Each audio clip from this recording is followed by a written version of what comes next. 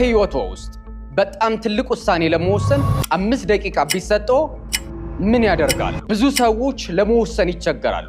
አስተዋይ ሰዎች ግን በጥልቀት ይጠይቃሉ። ቦታው የት ነው? በጥራት የተሰራ ነው? ኢንቨስት ባደርግ ምን እጠቀማለሁ? ትርፍስ አገኝበታለሁ? አዎ፣ የማወራው ስለወደፊት መኖሪያው ነው። ቤት የትም ቦታ ሊገነባ ይችላል። ነገር ግን እንደዚህ የሚታይ የሚዳሰስ የሚኖር ጥራት፣ አስተማማኝ ደህንነትና የዘመነ ህይወት ግን እዚህ አድራሻ ላይ አይደገምም። የአዲስ አበባ የልብ ምት እዚህ ነው። እኛ ደግሞ መሃል ላይ ነን። ከጣሪያና ግድግዳ ባለፈ የዘመነ ህይወትን ከቤተሰቦ ጋር የሚያጣጥሙበት መኖሪያ በወዳጅነት ፓርክ አጠገብ እየገነባን ነው። አሚባራዎች ነን። ይምጡና ይጎብኙ።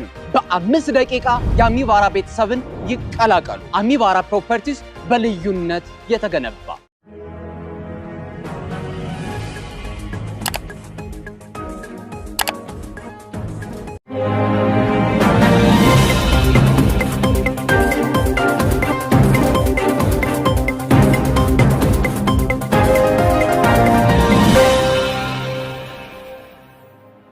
ጤና ይስጥልኝ ክቡራትና ክቡራን የዩቲዩብ ቻናል ቤተሰቦች፣ የሰዓቱን አጫጭር ሰበር መረጃዎች ይዤ ቀርብ ያለው። በርከት ያሉ ሰበር መረጃዎች ዩቲዩብ ላይ ሲጫኑ ቀድሞ ለእናንተ ማስታወቂያ መልእክት ወይም ኖቲፊኬሽን እንዲደርሷችሁ የዩቲዩብ ቻናሌን ሰብስክራይብ በማድረግ የደወል ምልክቷን መጫን አትዘንጉ። ወደ ሰበር መረጃው ስናቀና በቀዳሚነት ወደ እናንተ ጆሮ የሚደርሰው ኔታንያሁና ትራምፕ ከባድ የሆነ ውጥረት ውስጥ መግባታቸውን የእስራኤልና የአሜሪካ መገናኛ ብዙሃን ዘገቡ። ኔታንያሁ የትራምፕን የጋዛ የሰላም እቅድ ሙሉ በሙሉ ውድቅ በማድረግ እስራኤል በፍጹም ጋዛን ለቃ አትወጣም፣ የእስራኤል ጦርም ከጋዛ አይወጣም ሲሉ አውጀዋል። ይህ ሁኔታ ውጥረቱን አባብሶታል። በዝርዝር የማስደምጣችሁ ይሆናል። በሌላ በኩል የአሜሪካው ፕሬዝዳንት ዶናልድ ጄ ትራምፕ በኢራን ላይ የነበራቸውን አቋም ለወጡ። ከዚህ በኋላ በኢራን ላይ ከመተኮስ ይልቅ አዲስ ስትራቴጂ አለኝ ብለዋል ትራምፕ። ይህንን አዲስ ስትራቴጂያቸው ምንድነው? በዝርዝር የምታደምጡት ሌላኛው ጉዳይ ሲሆን ከወደ ኢራን በተሰማው ሰበር መረጃ መሰረት ከተሾሙ ጊዜ ጀምሮ ይዘገባ እስከተጠናከረበት ሰዓት ድረስ በአደባባይ ታይተው የማያውቁት ምስሎቻቸውን፣ ፎቶግራፎቻቸውን፣ ቪዲዮቻቸውን ወጥተው የማያውቁት የኢራኑ አዲሱ መንፈሳዊ መሪ አያቶላ ሙጅተባ ካሚኒ ለመጀመሪያ ጊዜ ለህዝብ ሊታዩ ፎቶግራፋቸውን፣ ቪዲዮቻቸውን ሊወጣ እንደሆነ የኢራን መገናኛ ብዙሃን ዘግበዋል። በጉዳዩ ዙሪያ ተጨማሪ ምን አዳዲስ መረጃዎች አሉ? ታደምጣላችሁ። እስከ ፍጻሜው ቆዩ። ዝርዝር መረጃውን አድምጡ ግብዣዬ ነው። ወደ መረጃዎቹ አለፍኩ። አብረን ዝርዝሩን እንከታተለው። በቅድሚያም ኔታንያሁ የትራምፕን ሐሳብ ውድቅ ማድረጋቸውን ተከትሎ ውጥረት ነገሰ።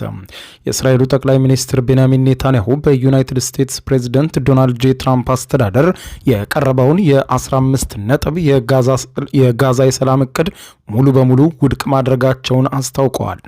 እስራኤሉ ጠቅላይ ሚኒስትር አጽንኦት ሰጥተው እንደተናገሩት እስራኤል በፍጹም ጋዛን ለቃ አትወጣም ሲሉ ገልጸዋል። ጠቅላይ ሚኒስትሩ አጽንኦት ሰጥተው እንዳሉት ከሆነ የጦር ኃይሉ ሐማስ ሙሉ በሙሉ እስካልተወገደ ድረስ የእስራኤል መከላከያ ኃይል ወይም አይዲኤፍ ከጋዛ ለቆ እንደማይወጣ በግልጽ የተናገሩ ሲሆን እስራኤል ከጋዛ እንድትወጣ የሚያዘውንና ሐማስ የተቀበለውን የትራምፕን ሐሳብ እንደማይቀበሉ የእስራኤሉ ጠቅላይ ሚኒስትር ቤንያሚን ኔታንያሁ ገልጸዋል።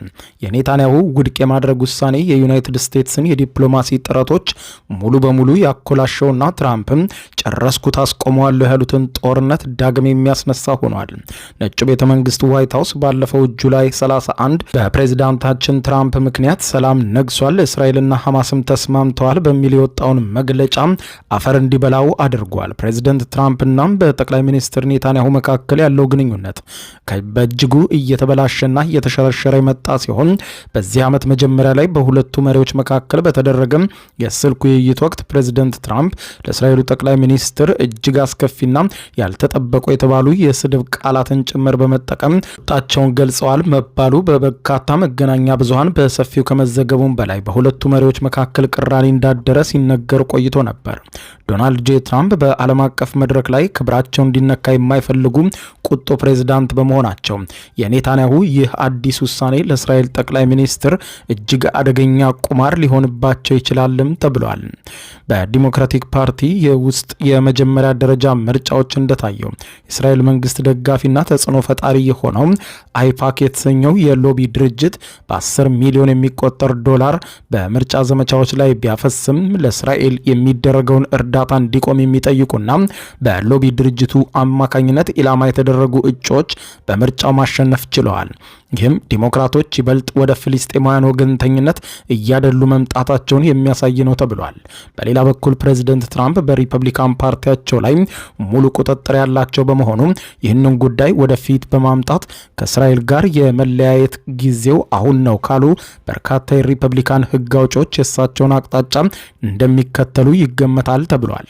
በመሆኑም ኔታንያሁ ትራምፕ በእስራኤል በኩል የመጨረሻ ጽኑ አጋር ሆነው በሪፐብሊካን ፓርቲ ውስጥ ያላቸውን ከፍተኛ ተጽዕኖ በእስራኤል ላይ ለመጠቀም ወደኋላ ይላሉ በሚል ስሌት ላይ ተመስርተው ነው ይህንን አደገኛ እርምጃ የወሰዱት። እስራኤሉ ጠቅላይ ሚኒስትር ቤንያሚን ኔታንያሁ ይህንን የትራምፕን እቅድ ውድቅ ማድረጋቸውን ተከትሎ ከአሜሪካ ከባድ ቁጣ እንደሚጠብቃቸው የሚነገር ሲሆን በሁለቱ መሪዎች መካከል ማለትም በኔታንያሁና በአሜሪካው ፕሬዝዳንት ዶናልድ ጄ ትራምፕ መካከል ያለው መካረር ግን የለየለት አዘቅት ውስጥ እንደገባ አመላካች ነው ሲሉ መገናኛ ብዙሃን ዘግበዋል።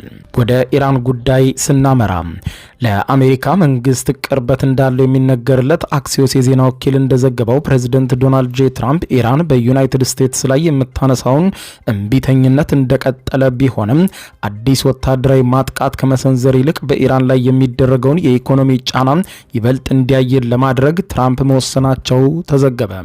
ከአንድ ሳምንት በፊት ትራምፕ መጠነ ሰፊ ወታደራዊ ኦፕሬሽኖችን በኢራን ላይ እንደገና ለመጀመር የውሳኔ ጫፍ ላይ ደርሼ የነበረ ቢሆንም ነገር ግን በኢራንና በሌሎችም በቀጠናው ሀገራት ተለምኜ ጥቃቴን አቁሜያለሁ በማለት የተናገሩት የአሜሪካው ፕሬዝዳንት ዶናልድ ጄ ትራምፕ ከአክሲዮስ የዜና ወኪል ጋር ባደረጉት ቃለ መጠይቅ ግን ምንም አይነት አዳዲስ ወታደራዊ ዘመቻዎችን አላሰሙም።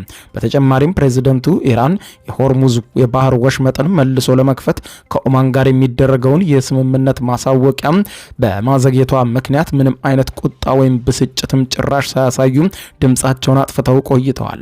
ትራምፕ ኢራን በወሽመጡ በኩል የሚደረገውን የባህር ንግድ ለማስቀጠል የሚያስችሉ አዳዲስ ቅድመ ሁኔታዎችን ይፋ አድርጋ እንደነበር የተነገረ ሲሆን ይህንንም ተከትሎ ትራምፕ ምንም አይነት ቁጣ ሳያሰሙ ከሰሞኑ በኢራን ጉዳይ ዝም ብለው ሰንብተዋል። ፕሬዚደንት ትራምፕ ባደረጉት አጭር የስልክ ውይይት ለአክሲዮስ የዜና ወኪል ሲነግሩት እኛ ነገሩን እጅግ አረጋግተነዋል፣ እየያዝነው ያለነውም በተረጋጋ መልኩ ነው። ለዚህ ነው ከሰሞኑ ድምፄን ያጠፋሁት ያሉት ትራምፕ ከነርሱ ጋር በከፊል እየተደራደርን ነው። እኛ ዝም ብለን በኢራን ላይ ያለውን ከፍተኛ የዋጋ ንረትና ምንም ገንዘብ የሌላቸው መሆኑን በንቅናቄ እያየን ነው በማለት ገልጸው ኢራንን ከዚህ በኋላ የጦር መሳሪያ ሳናባክን በዝምታ ነው የምንቀጣት፣ እናሽመደምዳታለን ብለዋል።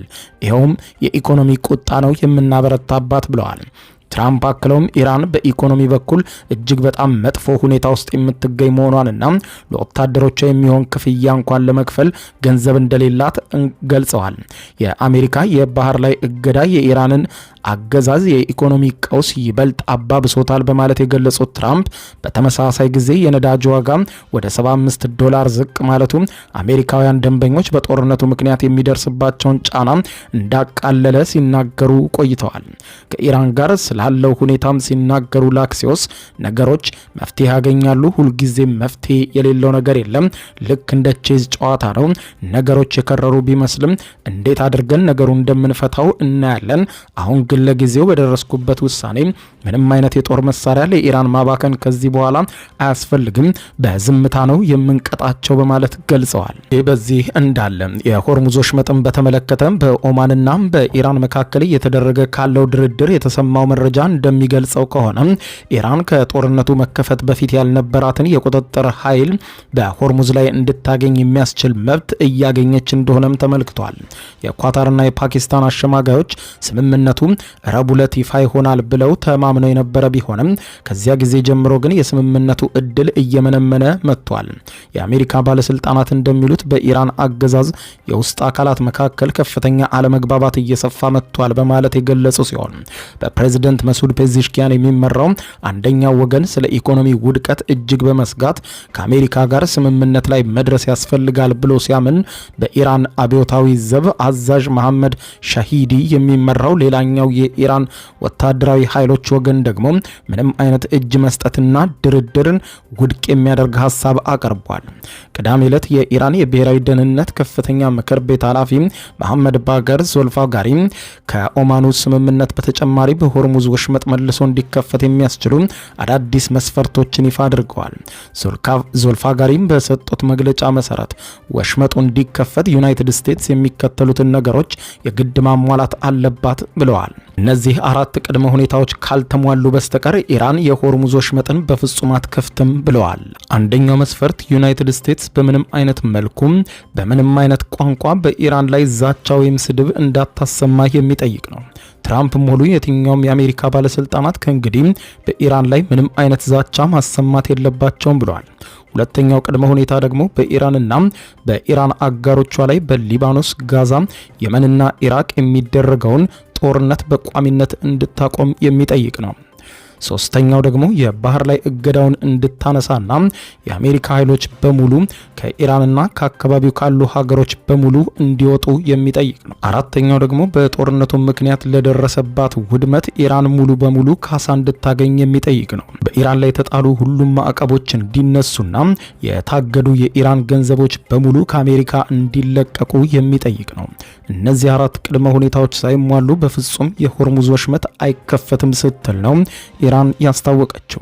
ከጥቂት ሳምንታት በፊት እነዚህ ጥያቄዎች ለኒውክሌር ስምምነት ቅድመ ሁኔታዎች የነበሩ ሲሆን አሁን ግን ኢራን ለሆርሙዝ ወሽመጥ መከፈት ብቻ እንደ ቅድመ ሁኔታ አቅርባቸዋለች።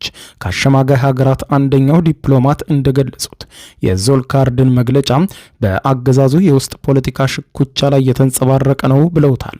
ከመጋረጃው ጀርባ የአሜሪካ ባለስልጣናት እንደሚሉት ትራምፕ ከአንድ ሳምንት በፊት በኢራን ላይ መጠነ ሰፊ ወታደራዊ ኦፕሬሽኖችን ለመጀመር ያደሉ የነበሩ ቢሆንም ለጊዜው ግን ውጥረቱ እንዲረግብ ተደርጓል ብለዋል።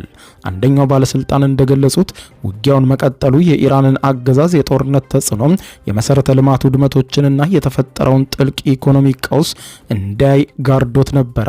ኢራን በጦርነቱ ውስጥ የማትሆንበት ጊዜ ምንም አይነት መፍትሄ ከሌለው አሰቃቂ እውነታ ጋር ፊት ለፊት ትጋፈጣለች ባይ ናቸው።